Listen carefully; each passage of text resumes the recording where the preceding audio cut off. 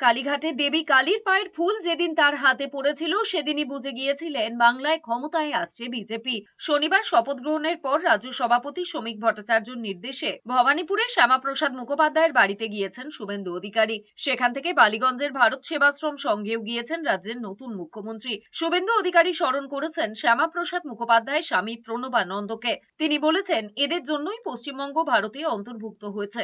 শুভেন্দু অধিকারী বলেছেন, ভবানীপুর কেন্দ্রে প্রার্থী হওয়ার পর ভোট পর্বে যখন কালীঘাটে পুজো দিতে গিয়েছিলেন তখন দেবী কালীর পায়ের একটি পদ্ম ফুল তার হাতে পড়েছিল। তখনই জানতেন পশ্চিমবঙ্গের পরিবর্তন হবে। তার কথায় দেবী কালীর আশীর্বাদে সেটা সম্ভব হয়েছে।